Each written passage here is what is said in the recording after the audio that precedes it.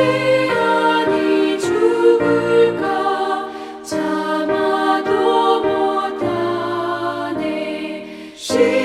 십자가에 달려서 예수 고난 당했네. 나를 구원하시리 예수밖에 없네. 믿으면 되겠네. 주 예수만 믿어서 그 은혜를 힘입고 오직 주께 나가면 영원 삶을 얻네. 십자가에 달려서 예수 고난 당했네. 나를 구원하시리 예수밖에 없네.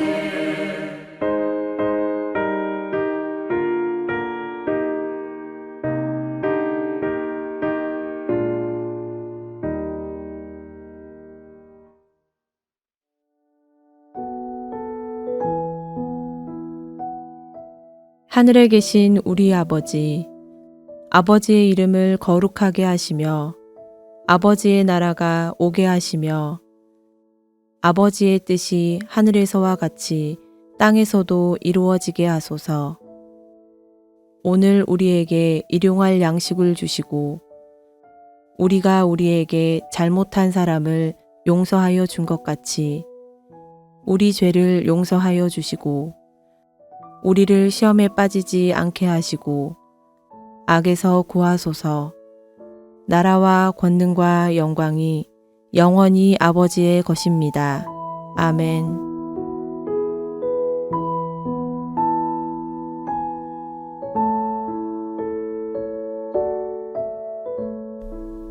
여호와의 말씀이 또 내게 임하여 이르시되, 인자야, 가령 어떤 나라가 불법을 행하여 내게 범죄함으로 내가 손을 그 위에 펴서 그 의지하는 양식을 끊어 기근을 내려 사람과 짐승을 그 나라에서 끊는다 하자.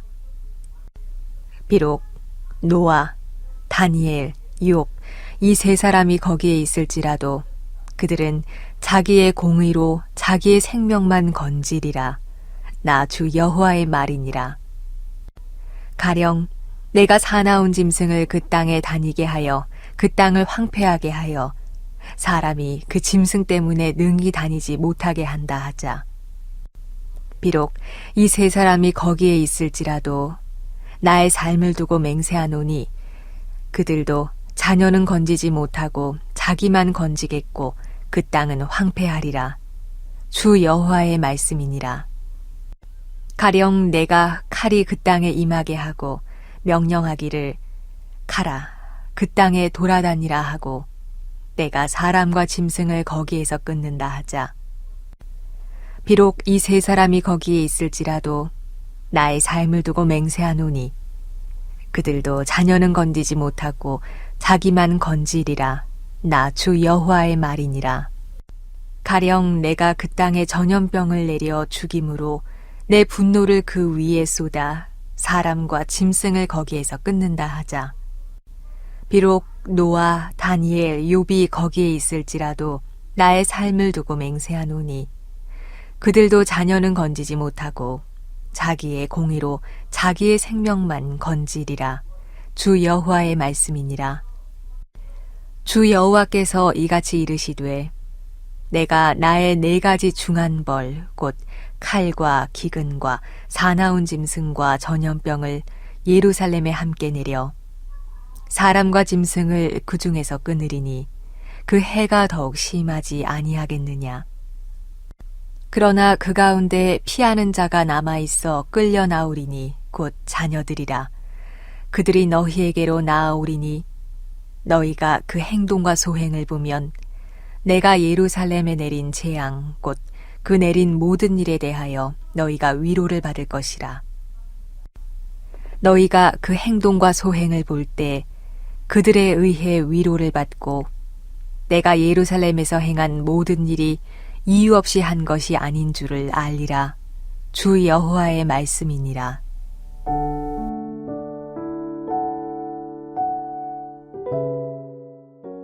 우리가 살펴보는 에스겔의 시대적 배경은 참으로 암울했습니다. 나라는 바벨론에 의해서 무너졌고 수많은 백성들은 포로로 잡혀와 이역만리 타향에서 고통스러운 나날을 보내고 있었습니다. 그럼에도 불구하고 사람들 사이에는 괜찮을 거야. 하나님께서 설마 우리를 버리시겠어? 우리는 선택받은 민족이야. 곧 회복될 거야. 라는 막연한 기대와 거짓된 희망이 떠들고 있었습니다. 바로 그때 하나님의 말씀이 선지자 에스겔에게 임합니다. 오늘 본문은 그 당시 백성들이 가졌던 모든 헛된 기대를 산산조각 내는 하나님의 준엄한 선포입니다. 오늘 말씀을 통해 나의 믿음은 과연 누구의 것인가? 나는 무엇을 의지하여 하나님 앞에 서 있는가를 정직하게 돌아보는 시간이 되기를 간절히 바랍니다. 오늘 본문은 하나님의 심판이 얼마나 철저하고 피할 수 없는지를 보여주며 시작합니다. 13절의 말씀을 함께 보겠습니다. 인자야, 가령 어떤 나라가 불법을 행하여 내게 범죄함으로 내가 손을 그 위에 펴서 그 의지하는 양식을 끊어 기근을 내려 사람과 짐승을 그 나라에서 끊는다 하자. 하나님께서는 죄악이 가득한 땅을 향해 네 가지 무서운 재앙, 곧 기근, 사나운 짐승, 칼, 그리고 전염병을 내리시겠다라고 말씀하십니다. 이것은 단순한 경고가 아닙니다. 당시 백성들이 마음 깊은 곳에 숨겨두고 있었던 죄악, 특히 하나님을 떠나 우상을 섬기는 그 죄에 대한 하나님의 단호한 심판 선언입니다. 그들은 입술로는 하나님을 찾았지만 그들의 마음은 이미 다른 주인을 섬기고 있었습니다. 하나님은 이것을 자기 우상을 마음에 들이며 죄악의 걸림돌을 자기 앞에 두었다라고 이야기하십니다. 이것이 바로 그들의 헛된 기대의 근원이었습니다. 겉으로는 예배하고 기도하는 것처럼 보였지만 마음의 중심은 세상의 풍요와 안정, 즉 그들만의 우상에게 향했던 것입니다. 그래서 그들은 착각했습니다. 우리가 비록 죄를 짓고 있지만 우리 조상 아브라함의 후손인데, 우리 중에 그래도 의롭게 살려고 노력하는 사람들이 있는데, 하나님께서 세우신 이 예루살렘 성전이 있는데 설마 망하게 하시겠어? 이것이 그들의 집단적 안일함이었습니다. 우리 공동체 안에, 우리 민족 안에 의로운 몇 사람, 혹 거룩한 전통이 있으니 나 한 사람쯤은 괜찮을 거야 라고 하는 착각입니다. 지금 우리에게 주시는 말씀입니다. 우리 교회는 좋은 교회야. 우리 부모님은 신실한 분이셔. 나는 모태의 신앙이야 라고 하는 이 사실이 오늘 하나님 앞에서 나의 영혼을 보증해 줄 수 없습니다. 내가 직접 하나님과 인격적으로 만나고 그분 앞에서 나의 죄를 회개하고 매일의 삶 속에서 주님을 나의 주인으로 모시는 치열한 영적 싸움이 없이 그저 기독교라는 문화적 배경과 교인이라는 소속감으로 구원을 입에 담기에는 부족합니다. 하나님께서는 오늘 우리에게 경고하십니다. 너희가 의지하는 그 모든 헛된 기대를 내가 끊어버리겠다라고 말씀합니다. 하나님의 경고는 여기서 그치지 않습니다. 더욱 충격적인 선언이 이어집니다. 14절의 말씀입니다. 비록 노아, 다니엘, 욥 이 세 사람이 거기 있을지라도 그들은 자기의 공의로 자기의 생명만 건지리라. 나 주 여호와의 말이니라. 하나님께서는 역사상 가장 위대한 믿음의 세 사람의 이름을 직접 거론하십니다. 왜 하필 이 세 사람이었을까요? 노아는 온 세상의 죄악으로 가득한 그 홍수의 심판 때에 유일한 의인이라 인정받았던 사람입니다. 다니엘은 이 말씀을 듣고 있는 포로들에게는 동시대의 인물이자 전설적인 존재였습니다. 이방 나라의 심장부에서 목숨을 걸고 신앙의 정절을 지켰고 그의 의로움으로 사자굴에서도 살아남았으며 한 제국의 정체까지도 영향을 미쳤던 인물입니다. 그는 세상을 변화시키는 의인이었습니다.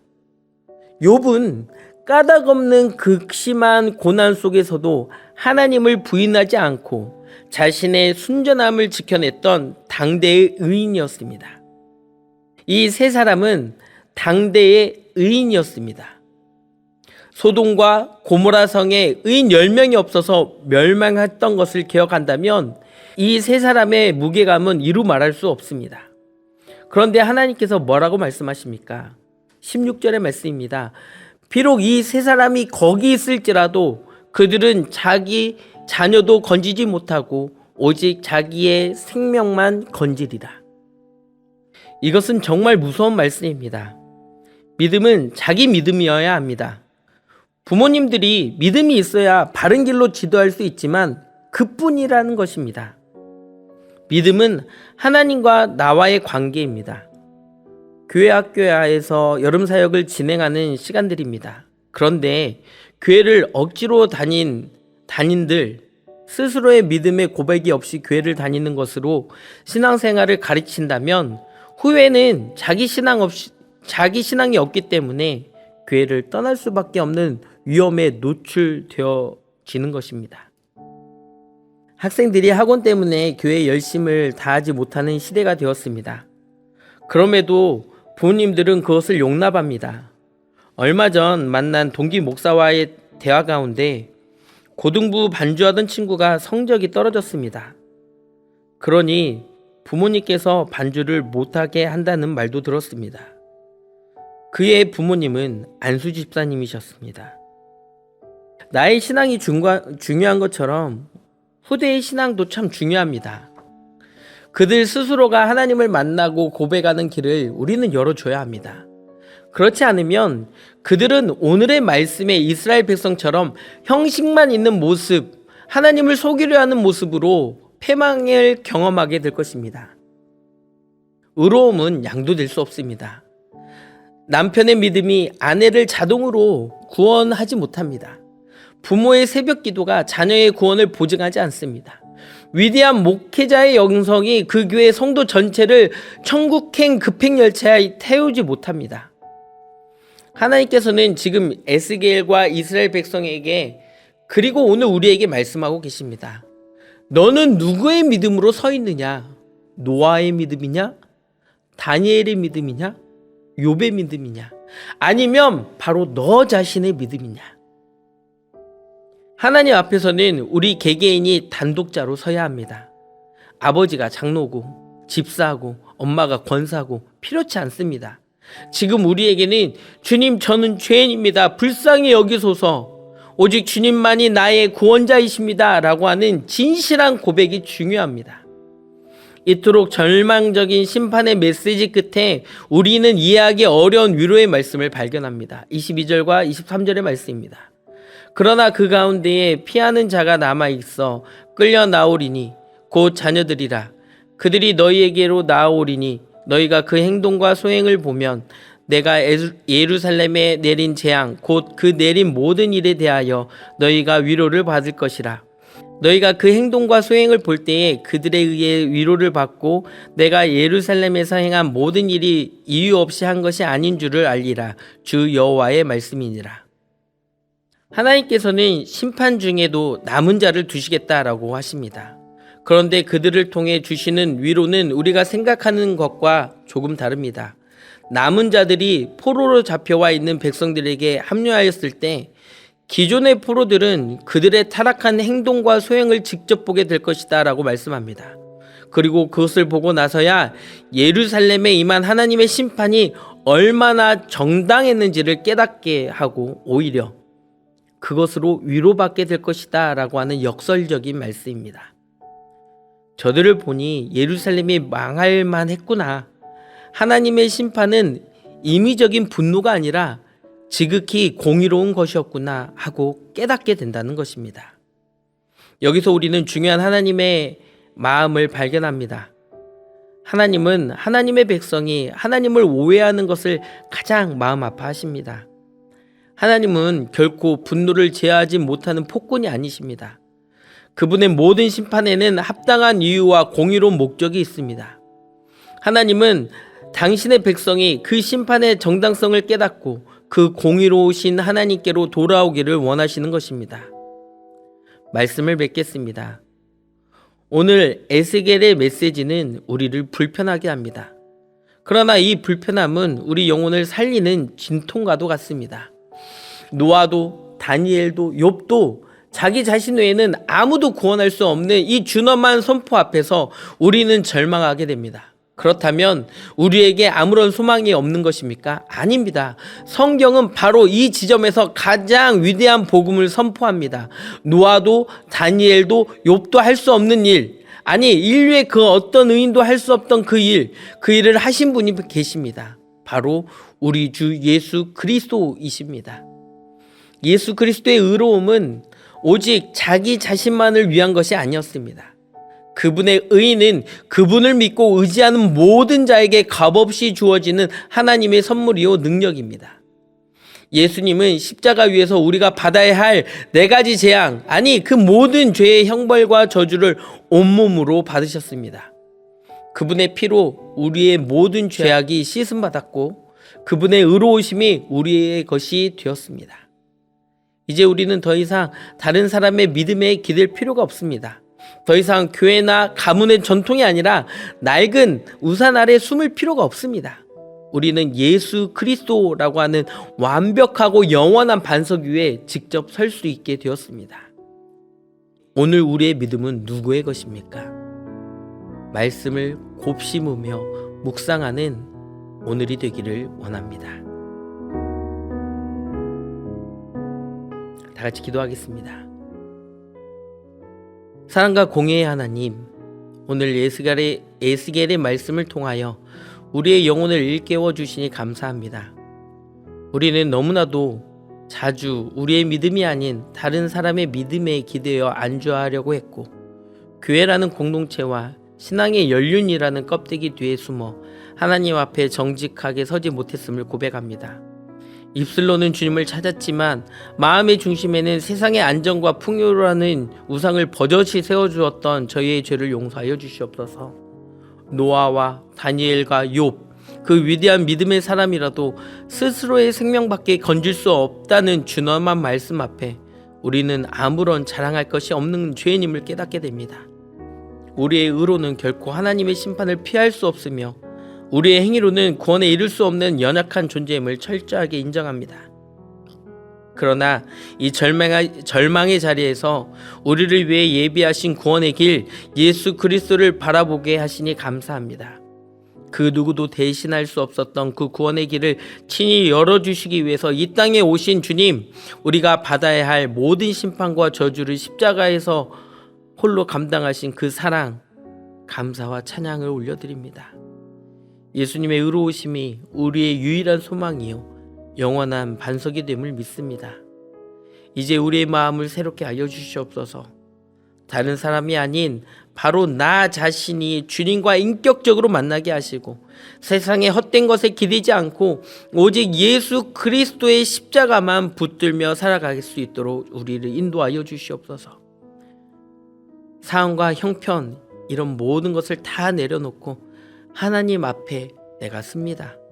하나님, 우리를 흔들리지 않는 믿음으로 인도하여 주시옵소서. 우리의 믿음을 주님의 반석 위에 굳게 세워 주시옵소서. 이 모든 말씀 우리를 죄에서 구원해 주신 살아계신 예수 그리스도의 이름으로 기도합니다. 아멘. 더 깊은 묵상을 이어가시기 바랍니다.